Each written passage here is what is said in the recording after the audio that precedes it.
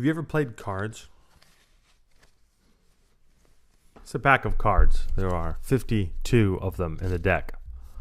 It is a fascinating fact. I was reading on Quora last night, and it said that a pack of cards, correctly shuffled,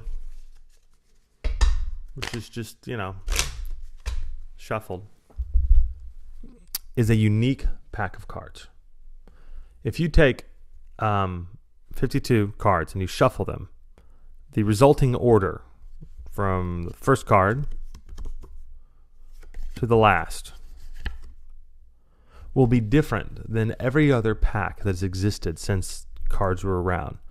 The number of different permutations of that order, 8 times 10 to the 67th power, which means it's a lot. The chances of you actually having the same order after any shuffle it's one of the smallest things you've ever run across, which means that every time you play cards, it's different. That's pretty fascinating, especially for people who play poker and understand the statistics of it and are breaking things up. Wins the number of cards coming, counting cards in blackjack or others. The truth is, every time you play cards in every single way, every deck is a unique deck. It's brand new. It's completely different. And there's only 52 of them. 52 variables in this pack of cards. And yet the number of different permutations is so great that you'll never have the same deck of cards. Which brings me to a question. How many variables are in case studies? How many differences in marketing campaigns, information technology, PR campaigns, voter registration, anything you've ever done? Well, how many variables are involved? And so how many different permutations are there? And how do you define success from those? And this is important because we have a belief that is false, that somehow if we have done something in the past, that past behavior is the best indication of future performance. And that the reason that makes sense is because we've had past performance, and that should tell us what happens in the future. We are mistaking cause and effect.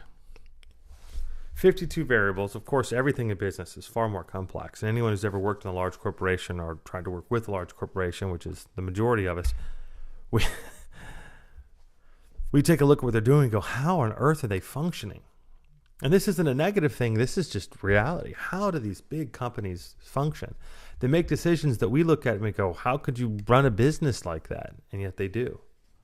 Now, I have some sympathy for large companies, primarily because at one point, I remember making fun of Charter Communications in St. Louis.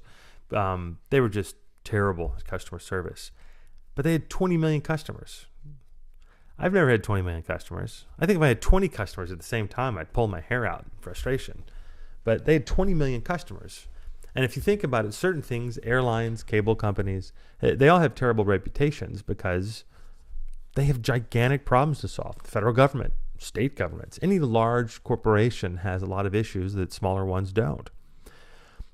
Where this all matters is that when you begin to look at how complex these companies are, when you look at how complex running a small business is or an individual one-person business is, and you compare it to the large companies, you begin to wonder, how is it that anyone makes decisions to do anything?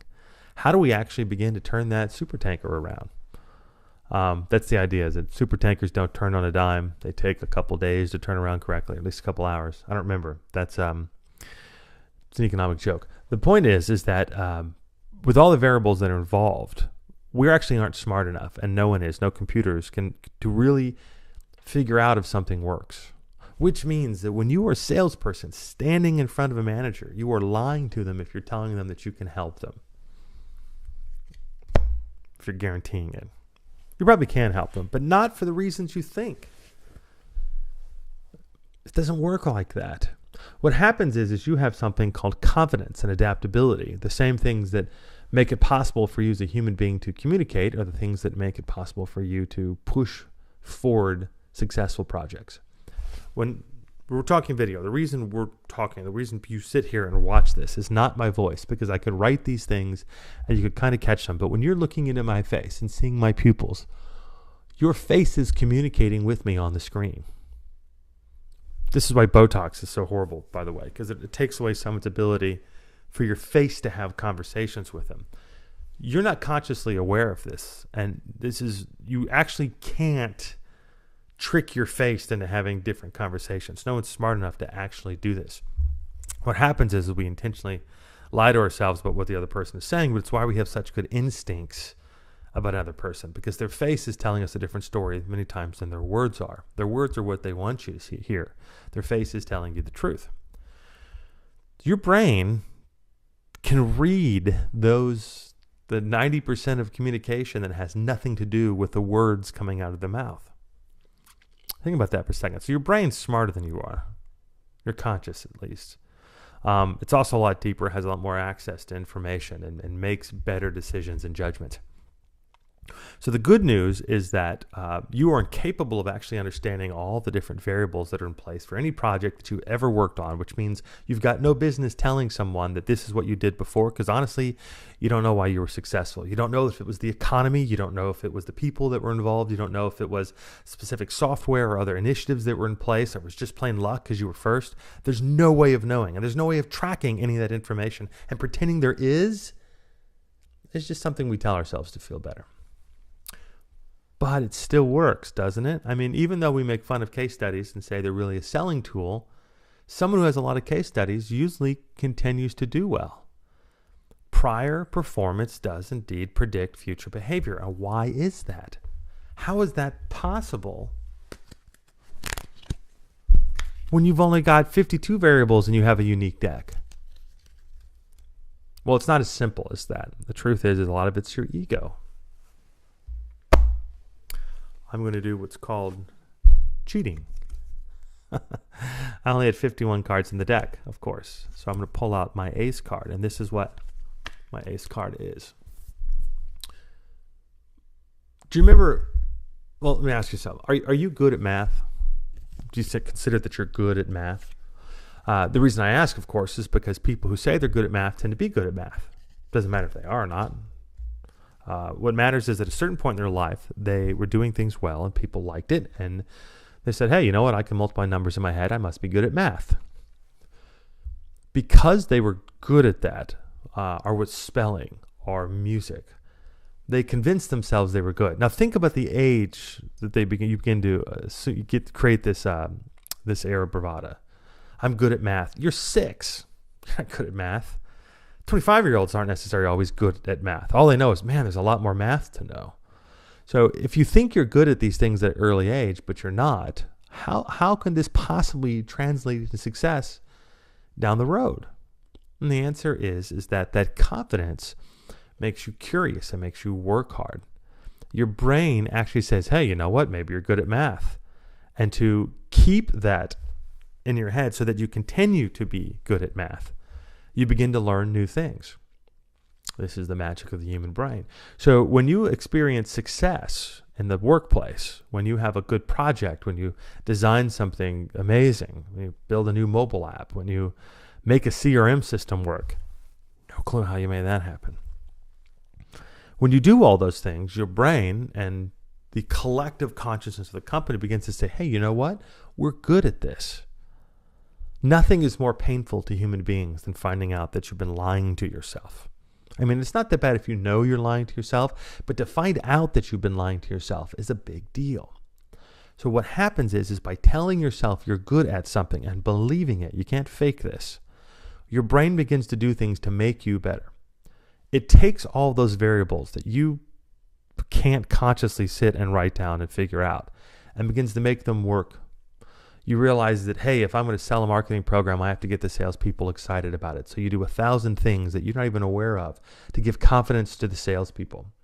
You spend more time preparing so that when someone asks a question of you, you have the answer to that. Or you go out and do different research to build lists because, of course, you'd do such a thing. And while you're building the list, it's not just any old list. It's a list that makes sense because you're thinking about how it applies to your program. By having confidence in your abilities, your brain is actually building up the competence that makes that confidence at least a little bit less a total lie. And ultimately, you can determine it by results. So think about this. no deck has ever been unique in any time you've played cards. There's a chance as it is, but the chance is so small we're not going to discuss it.